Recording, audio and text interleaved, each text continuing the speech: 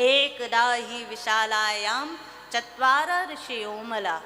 एक बार विशालापुरी वैकुंठ धाम, जिसको धरा का वैकुंठ कहते हैं, ऐसे बद्रीनाथ धाम में नारद जी चले जा रहे थे और उसी समय चारों भाई सनत कुमार बैठे हुए थे।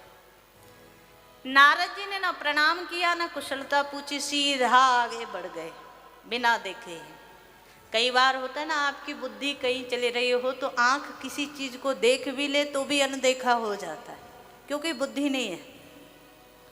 आंख के साथ जब बुद्धि होती है तभी वो किसी चीज को देख सकती है, पहचान सकती है। यहाँ से जब आगे बढ़ गए तो आवाज लगाई सनत कुमारों ने, कथम ब्रह्मन दीन मुख कुतश्चिंतातुरो भवान। आप इतने दीन मुख होकर के कहाँ जा रहे हो, क्या बात है? आज ऐसा लग रहा है बड़ा धन कमाया था, जीवन भर जो कमाई की थी वो एक ही बार में किसी ने लूट ली हो, ऐसा मुंह बनाए जा रहे हो, क्या बात है? जिसका घर नहीं, परिवार नहीं, व्यापार नहीं, उसको किस बात की चिंता? तुम इतने चिंता में कैसे हो? नारद जी से पूछ लो। नारद जी ने पीछे मुड़ करके देखा, प्रणाम किया चारों सनत कुमारों को, कह दिया महाराज मुझे अपनी कोई चिंता नहीं है। अच्छा, कभी कभी साधु भी चिंता में नजर आता है ना? गाधी तनय मन चिंता व्यापी, मानस में आपने सुना है ना। स्वयं विश्वामित्र जी जैसे तपस्वी, जिन्होंने घरबार छोड़ दिया, जिन्होंने सारा राज्य छोड़ दिया, परिवार छोड़ दिया, सबको छोड़ दिया, वो भी एक दिन चिंता मग्न हो गए। किस लिए? क्या उनकी अपनी कोई चिंता थी? कहा नहीं। सारे विश्व को राक्षसों के आक्रमण से, आक्रांता से मुक्त करने के लिए विश्वामित्र जी को चिंता हुई। समाज में जब भी स्थितियां बिगड़ती हैं, समाज में जब जब ज्ञान, भक्ति और वैराग्य पर आक्रमण होता है, जब जब वो दुखी होते हैं, तब तब जब जब राम के, कृष्ण के संस्कार पीड़ित होते हैं, जब जब यहाँ सनातन धर्म की हानि ग्लानि होती है, तब तब संतों को चिंता होती है। सच्चा संत अपने लिए चिंता नहीं करता, समाज के लिए चिंता करता, धर्म के लिए चिंता करता। आज नारद जी को भी चिंता हुई। पूछ लिया किस लिए चिंता हुई, तो आज नारद जी ने कहा कि मुझे अपने लिए नहीं, मैं ऐसे ही घूमने के लिए आया था। वृंदावन में मुझे दर्शन हुआ भक्ति महारानी का और उनके पुत्र ज्ञान वैराग्य का। मैंने बड़ी कोशिश की उनको जागृत करने के लिए। ज्ञान वैराग्य बूढ़े होकर के अचेतन पड़े हुए हैं महाराज, लेकिन मुझसे कुछ हुआ नहीं। मैंने बड़े बड़े वेद मंत्र पढ़े, बड़ी बड़ी मैंने पूरी ताकत, जो मुझे ज्ञान था वो सब मैंने सुना दिया। गीता पाठ मुहुर्मुहु बार बार गीता पाठ सुनाया, लेकिन कोई फायदा नहीं हुआ। अब मुझे समझ नहीं आ रहा क्या करूं।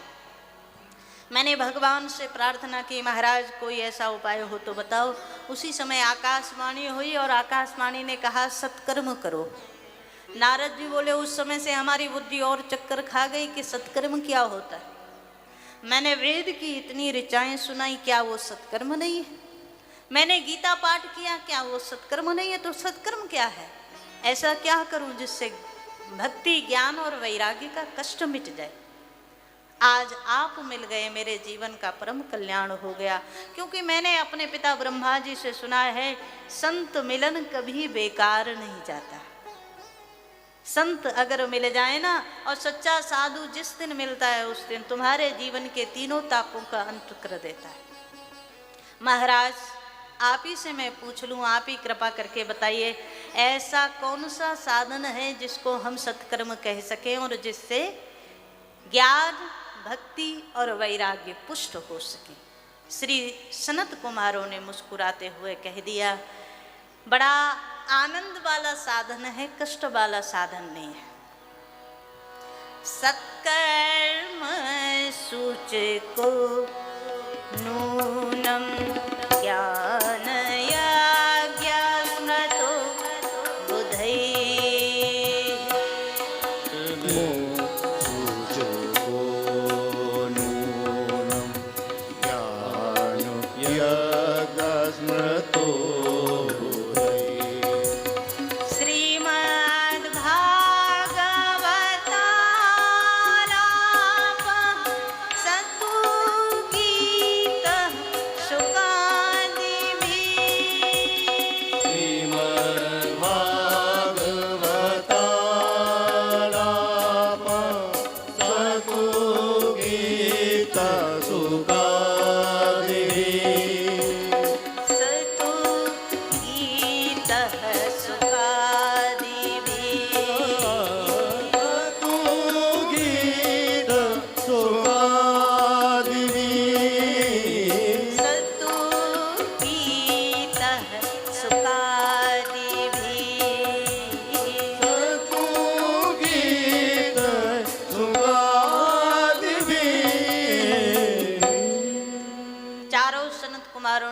किया, नारद जी बड़ा आनंद का साधन है। क्या साधन है, क्या करना पड़ेगा? बोले सत्कर्म सूचको नूनम ज्ञान यज्ञ स्मृतो बुद्धि। सत्कर्म निश्चित रूप से ज्ञान यज्ञ है। बोले ज्ञान यज्ञ मतलब? बोले श्रीमद् भागवतालापः सतुगीतः सुकादि। जो सुखदेव जी महाराज ने गाया है वही श्रीमद् भागवत सुंदर भाव से गायन किया जाए तो भक्ति देवी और ज्ञान वैराग्य तीनों का कष्ट दूर हो जाए। श्रीमद् भागवत क्या है? बोले साक्षात कृष्ण ही भागवत हैं, साक्षात परमात्मा ही भागवत हैं, भगवान के द्वारा कहा हुआ ही भागवत है। या तो ये अर्थ होता है भगवता प्रोक्तम भागवतम, या तो साक्षात भगवान ही भागवत हैं। तिरोधाय प्रविष्टोयम श्रीमद् भागवतार्णवम।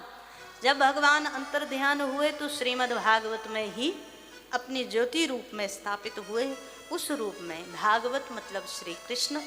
और ये सबसे सरल साधन है। 7 दिन में आपके जीवन में भक्ति पल्लवित होने लगे, आपके जीवन में ज्ञान बढ़ने लगे और वैराग्य जागृत होने लगे, तब समझना कि भागवत की कथा आपने सच्चे भाव सच्चे अर्थ में श्रवण की है। वरना तो महाराज इधर से सुना और इधर निकाल दिया तो कोई लाभ नहीं।